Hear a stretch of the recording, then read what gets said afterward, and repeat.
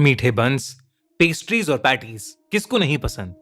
पर क्या हो अगर ऐसे पेस्ट्रीज और पैटीज बनाने वाली बेकरी आपकी जान ले ले। रीटा एक वीडियो कंटेंट क्रिएटर थी और वो नए नए कैफेज, रेस्टोरेंट्स और बेकरी में जाकर फूड ब्लॉगिंग और रिव्यूइंग करती थी। उसकी लाइफ में सब कुछ अच्छा चल रहा था। एक दिन घर पर कोई नहीं था और उसे अपने 12 साल के छोटे भाई डैरेन को स्कूल से पिकअप करना था। उसी दिन उसे दिलखुश बेकरी के खाने को रिव्यू करने का इनवाइट आया। रीटा उस बेकरी को चेकआउट करने के लिए बड़ी एक्साइटेड थी क्योंकि वो पहली इंसान थी जो उस बेकरी को रिव्यू करने वाली थी। स्कूल की छुट्टी हुई और रीटा डैरेन को लेकर उस बेकरी की तरफ निकल पड़ी। डैरेन, जो स्कूल की सारे दिन की थकान से परेशान था, बार बार अपनी बहन को घर वापस जाने के लिए बोल रहा था। पर रीटा, जिसके फॉलोअर्स पिछले एक महीने में बहुत कम हो चुके थे और जिनको बढ़ाने के लिए उसका इस बेकरी के ऊपर वीडियो डालना बहुत जरूरी था, वो डैरेन को अलग अलग तरीकों से चुप करवाकर गाड़ी चलाए जा रही थी। मेन रोड से हटकर वो लोग कच्चे रास्ते पर काफी देर से गाड़ी चला रहे थे और अब उन्हें फाइनली वो बेकरी दूर से दिखने लगी थी। डैरेन, जो इतनी देर से गाड़ी में इधर उधर हो रहा था, उस बेकरी को देखकर अचानक से शांत हो गया। रीटा ने गाड़ी पार्क की और डैरेन के लिए दरवाजा खोला, पर डैरेन गाड़ी से उतरने को तैयार ही नहीं था। रीटा ने उसको बेकरी के अंदर मिलने वाली पेस्ट्रीज का लालच भी दिया, पर डैरेन अपनी सीट पर जैसे जम सा गया था और बस बेकरी के दरवाजे की तरफ घूर घूर कर देखे जा रहा था। रीटा ने उसे जोर से हिलाया, जिसके बाद वो उसकी तरफ देखकर बहुत जोरों से रोने लगा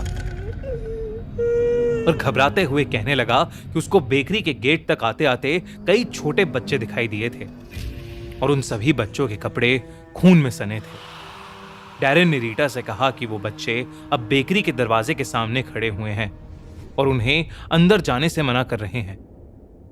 रीटा को अपने भाई की बात सुनकर समझ आ गया था कि ये और कुछ नहीं बल्कि पिछली रात देखी हुई हॉरर मूवी का नतीजा है, और इसलिए उसने अपने भाई की एक ना सुनी और उसका हाथ पकड़कर उसे अपने साथ बेकरी के दरवाजे की तरफ लेकर जाने लगी। वो बेकरी के दरवाजे के अंदर घुसे तो उस बेकरी में कोई नहीं था, लेकिन फिर एक बूढ़ी सी आंटी आई और उन्होंने डैरेन को एक मीठा बन दिया और बन हाथ में आते ही रोता हुआ डैरेन अचानक शांत हो गया और बन को मजे से खाने लगा। तभी पीछे से एक बूढ़े अंकल की आवाज आई, जिसने रीटा को वेलकम किया और उससे कहा कि अगर वो परेशान हो रही है तो उसके भाई डैरेन के लिए अंदर एक प्लेइंग एरिया है जिसमें बहुत सारे बोर्ड गेम्स हैं। ये सुनकर रीटा खुश हो गई क्योंकि डैरेन को बिजी करके अब वो अपनी वीडियोस आराम से बना सकती थी। रीटा ने डैरेन का हाथ पकड़ा और उसे आंटी के पीछे पीछे अंदर बच्चों के प्लेइंग एरिया में छोड़ आई। वो बेकरी बेहद ही सुंदर थी, जिसमें पुरानी और महंगी चेयर्स, शानदार टेबल्स, सुंदर लाइट्स सब थीं। पर पता नहीं क्यों वो सब रीटा के कैमरे में अजीब सा दिख रहा था। जब वीडियो बनाकर उसने रिप्ले करके देखा तो उस वीडियो में कुछ छोटे बच्चों की परछाइयां दिखी, जिसके बाद वो फोन एकदम से स्विच ऑफ हो गया।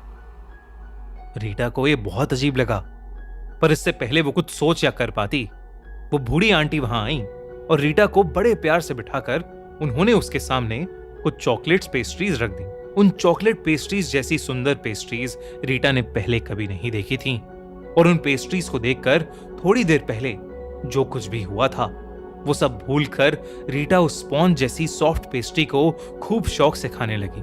वो पेस्ट्री खा ही रही थी कि तभी उसके सामने अंकल और आंटी दोनों एक बड़ी सी ढकी हुई प्लेट लेकर आए। इतनी बड़ी प्लेट देखकर रीटा को लगा कि उसके अंदर कोई स्पेशल डिश होगी, पर जब उन्होंने ढक्कन हटाया तो उसके अंदर से उन्होंने दो बड़ी बड़ी पैटीज निकाली, जिसको अंकल आंटी दोनों ने दिलखुश बेकरी की स्पेशल मीट पैटीज बताया। रीटा को पैटीज देकर वो दोनों वापस किचन में चले गए। रीटा ने उस मीट पैटी की एक बाइट ली और बिना रुके झट से उसने अपनी बड़ी सी पैटी खत्म कर ली। उसको समझ ही नहीं आ रहा था कि कोई इतनी टेस्टी पैटीज कैसे बना सकता था। तभी रीटा को याद आया कि वो खाने पीने में इतनी बिजी हो गई थी कि वो अपने भाई डैरेन को भूल ही गई थी। उसने सोचा कि वो बची हुई पैटी डैरेन को ले जाकर खिला देगी। रीटा जब प्लेइंग एरिया में पहुंची तो उसने देखा कि उसका भाई डैरेन वहां था ही नहीं। रीटा उसे पूरी बेकरी में ढूंढने लगी, पर वो कहीं मिल ही नहीं रहा था। उसे ढूंढती हुई रीटा जब उस बेकरी की किचन में पहुंची तो वो दंग रह गई। उसने देखा कि वो बूढ़े अंकल एक इंसान के दिल को चाकू से छोटे छोटे टुकड़ों में काट कर एक प्लेट में रख रहे हैं और आंटी उन्हीं टुकड़ों को पैटीज में भर रही हैं।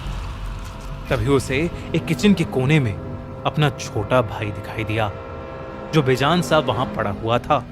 उसकी पूरी छाती पर कट्स लगे थे। ऐसा लग रहा था कि उसकी छाती खोलकर उसका दिल निकाला गया है। रीटा को अचानक से यह रियलाइज हुआ कि वो दिल जो अंकल काट रहे थे वो किसी और का नहीं बल्कि उसके छोटे भाई डैरेन का ही था। ये सब देखकर रीटा की सांस सूख गई और उसके मुंह से अचानक से एक चीख निकली। तभी वो दोनों बूढ़े अंकल आंटी रीटा की तरफ मुड़े और रीटा को देखकर एक अजीब ढंग से मुस्कुराने लगे। रीटा घबरा उठी और जल्दी से बेकरी से बाहर भागी। जैसे ही उसने उस बेकरी से अपनी गाड़ी निकाली तो उसे गाड़ी के रियर व्यू मिरर में कई सारे बच्चों की आत्मा दिखी। सबकी छाती पर बहुत सारे कट्स थे। जब उसने ध्यान से देखा तो उन बच्चों में से एक उसका छोटा भाई डैरेन भी था। डैरेन का चेहरा देख रीटा का रोना छूट गया और मेन रोड पर पहुंचते ही उसकी गाड़ी का एक्सीडेंट हो गया। रीटा को हॉस्पिटल में 2 दिन बाद होश आया और उसके होश आते ही उसके मॉम डैड फूट फूट कर रोने लगे। उन्होंने रीटा से कहा कि डैरेन उसके एक्सीडेंट के दिन से मिसिंग है और कहीं नहीं मिल रहा। इस पर रीटा ने अपने पेरेंट्स को दिलखुश बेकरी में जो हुआ वो सब कुछ बताया। दिलखुश बेकरी के बारे में सुनते ही रीटा के पेरेंट्स का दिल दहल गया। रीटा के डैड ने उसे बताया कि दिलखुश बेकरी को बंद हुए पूरे 15 साल हो चुके थे। उसके ओनर्स छोटे बच्चों का दिल निकाल कर खाते थे और एक दिन किसी ने उनके खिलाफ कंप्लेंट कर दी और इसी के चलते दोनों ने अरेस्ट होने से पहले ही आत्महत्या कर ली और वो बेकरी सदियों के लिए एक वीरान खंडर बन गई। रीटा ये बात सुनकर शॉक्ड हो गई। उसे इस बात पर तब तक यकीन नहीं हुआ जब तक वो अपने मॉम डैड के साथ उस बेकरी की जगह पर वापस नहीं चली गई। उस बेकरी की जगह वाकई एक खंडर हुआ घर था, जिसे देखकर रीटा की रूह कांप गई। उस दिन के बाद से रीटा ने फूड व्लॉगिंग ही छोड़ दी। अपने छोटे भाई को खोने का दुख शायद ही कभी उसके मन से निकल पाएगा। अगली बार आप भी किसी नई बेकरीज में पैटीज खाते समय होशियार रहना, वरना क्या पता आपको कौन क्या खिला रहा हो। हमारी अगले हफ्ते की कहानी सुकिमा ओना, जापानीज हॉरर लेजेंड, स्पॉटिफाई पर ऑलरेडी लाइव है, तो डिस्क्रिप्शन में दी गई लिंक पर क्लिक करिए और जल्दी से उसे सुनिए।